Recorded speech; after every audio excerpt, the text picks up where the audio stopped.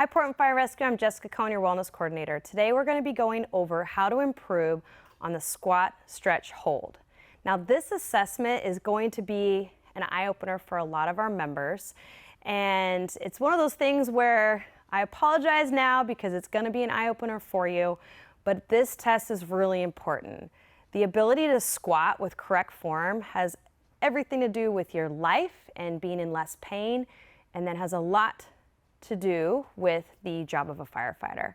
So the more mobile you are and the better that you can squat and move through a squat, the less pain you will be in and less susceptible you will be to injury. So squat form and having good, correct, efficient form is really important.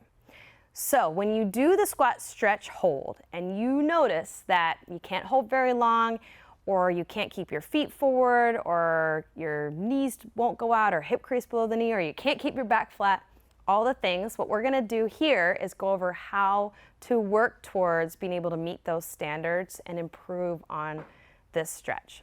Here's the QR code for our squat, stretch, hold. If you're looking for more videos on how to improve your mobility for a squat, the videos I would recommend is our knee mobility videos that focus on dynamic movement, foam rolling or rolling the quads with a barbell, and they also go over static stretching that you can use to improve your knee and hip mobility. Here's the QR code for those videos. So the first thing I want you to do is kick off those shoes and try to practice your squat, stretch, hold improvement exercises with no shoes if you can. If you have to wear shoes, go ahead and do that. I always recommend a flatter shoe when you're squatting. We want to have a really firm grip to the floor and really feel our heel down and working the weight towards the outside of the foot. So I want you to place your feet outside the hip without getting too wide. So find a comfortable stance for you, a little bit wider than hip stance. Normally I find that people need to go a little bit wider in their squat. They're too narrow. Point the toes forward. You're gonna reach for those toes, trying to keep your back flat. So I'll demo this from the side. So at whatever point you can, get your back flat, and then I want you to slowly squat down, driving your arms to the inside of the knee and lowering your hip. So here I'm a little rounded in my back. As soon as I can, I'm gonna try to get my back flat, belly in, squeeze shoulder blades, and lower to where I can, continuing to point those feet forward and keeping my back flat. So if this is as far as I can go, keeping the feet forward and back flat, that's it. I'm not meeting the standard of the hip crease below the knee yet, but I'm just gonna work on those two aspects, feet forward, back flat first, and just perform about 10 of these, holding a couple seconds at the bottom, couple seconds at the top. It's just a way to warm things up and get the blood flowing within that squat.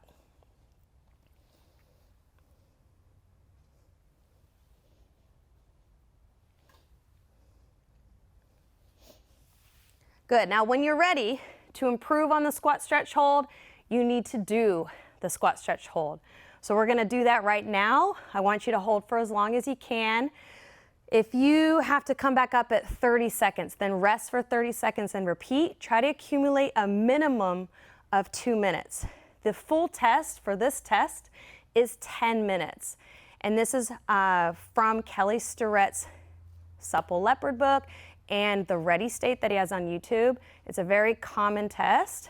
I'm going to have a minimal encouragement of 2 minutes, but you should be able to easily hold for 2 minutes. So one thing about the squat, stretch, hold is it can be a tough stretch to hold on a regular basis. Your legs get tired. It also challenges the muscular endurance of your legs and your hips. So if you experience too much pain or you would like an alternative to that stretch to work towards the ability to do it, we have a couple other options. So one is to just hold the squat, stretch, hold. The second option is to mimic the same stretch using the floor. So this is also known as like a frog stretch. There's lots of different names for it. Place your feet wherever it's comfortable, but ideally you want to place them where they actually are flexed, so they, again, mimic how you would be in the squat, and you'll be challenging that ankle mobility. That might be a little bit uncomfortable, so you can just tuck your feet under and just focus on the hips for this stretch if you need to. Go wide with your knees. You're gonna sit your booty back, and you can hold here with your arms. You can reach out whatever's comfortable.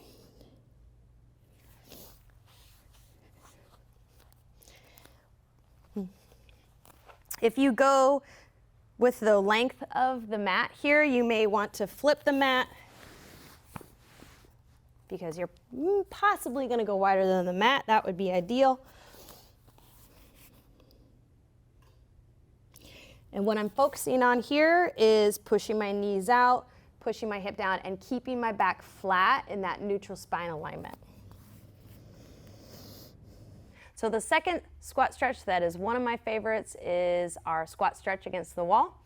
I'm going to hold this one with you for 2 minutes. So you're going to get up close to a wall, place your back on the floor, and swing your legs up. Try to get as close as you can to the wall comfortably where you can get your feet right under you like we want for the squat stretch hold. Knees in line with the toes. You're going to place the arms towards the inside of the knees, and you're going to push those knees out for the stretch. So we're going to go ahead and start the time in 3, 2, 1, and go.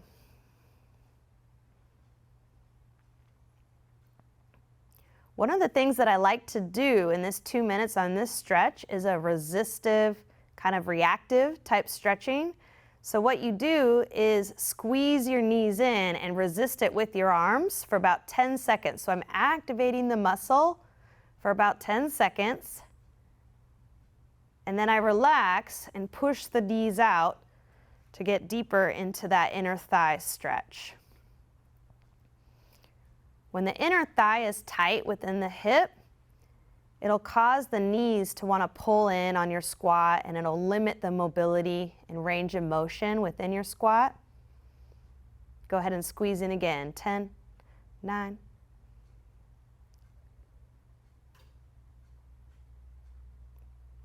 and relax, push out.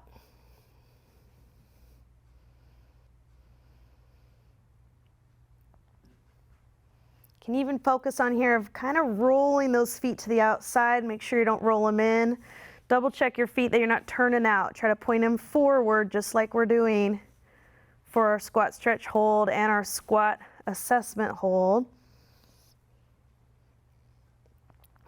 I'm obviously going wider here with my knees than I would in those assessments, but I really want to feel that good stretch in the inner thigh. Let's go ahead and squeeze in again. 10,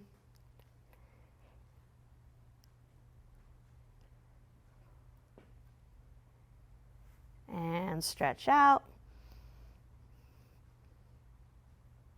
Make sure you keep back flat, good posture.